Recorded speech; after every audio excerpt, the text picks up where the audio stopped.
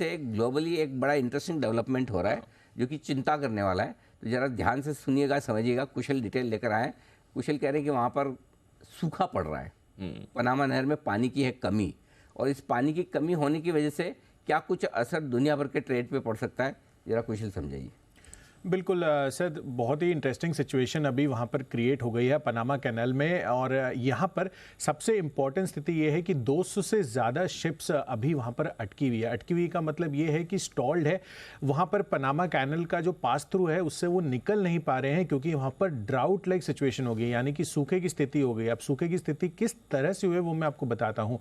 यहाँ पर इनका जो वाटर लेवल है वो रेन वाटर के ऊपर प्राइमरी निर्भर करता है, यानी कि जो फ्रेश वाटर आता है, और वहां पर रेन की जो सिचुएशन है वो बहुत ज़्यादा अच्छी नहीं है पिछले 20-25 दिनों से, जिसके कारण से जो लेवल्स हैं वो उतना मीट नहीं कर पा रहे हैं कि उसमें जिस टाइम फ्रेम में जितनी शिप्स पास होनी चाहिए वो उतनी शिप्स पास हो सके। तो इसी वजह से ऐसा हो रहा है कि यहाँ पर रिस्ट्रिक्शंस लगा दिए हैं सरकार की तरफ से कि यहाँ पर आप एक स्पेसिफिक नंबर ऑफ शिप्स ही यहाँ पर पास थ्रू कर पाएंगे पर डे, जिस कारण से जो वेटिंग पीरियड है वो 3 हफ्तों से ज़्यादा का अब हो चुका है। तो जाहिर सी बात है कि जो ट्रेड्स हैं, बिलियंस ऑफ डॉलर्स में ट्रेड्स हैं, वो कहीं ना कहीं अब फंसे हुए हैं।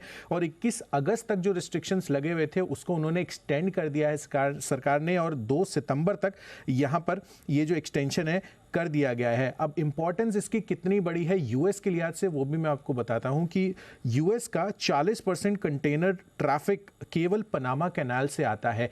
तो अब अगर पनामा कैनाल से इतना बड़ा ट्रैफिक अब यूएस के ईस्ट कोस्ट पर जाके उतरता है, जो कि अगर आप नॉर्थ ईस्ट एशिया से कंपेयर करें, यानी कि नॉर्थ ईस्ट एशिया से जो शिप्स लोड होती है वहां जाके अनलोड होती है, तो उसका अगर $X पर अगर कोई भी प्रोडक्ट की कीमत है वो अगर स्वेज कैनाल से या कोई और रूट से जाता है तो 30-40% वहां पर आगे चलकर आपको और इंक्रीज हो सकता है।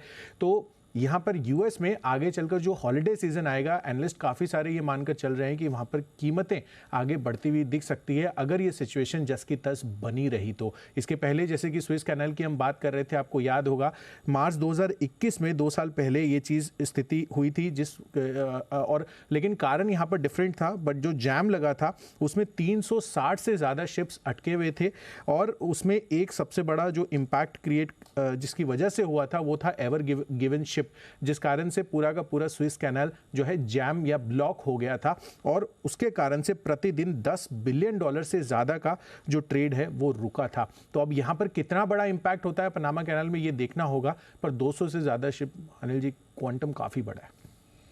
अब कह रहे हैं 200 जहाज अटक चुके हैं, ऑलरेडी अटक चुके हैं। ओहो, ये बड़ी इंटरेस्टिंग सिचुएशन, नई सिचुएशन आ रही है सर। मार्च 2021 में वो हुआ था ना सुएज कैनाल वाला, वैसी नई सिचुएशन यहाँ पर गड़बड़ हो सकता है। तो और ये थोड़ी अलग है क्योंकि उस समय चलिए आप शिप इवेंचुअली आपने हटा दिया था। यहाँ पर अगर सूखा पड़ा है, पानी नहीं आएगा तो आप क्या करोगे? तो पानी की कमी कैसे हो रही? वो उनका जो डिपेंडेंस है ना सर, वो फ्रेश वाटर पे, और फ्रेश वाटर मतलब रेन से आता है। अच्छा। तो बाद जो उधर बारिश की स्थिति है वो उतनी अच्छी नहीं है और वाटर लेवल कम हो गया।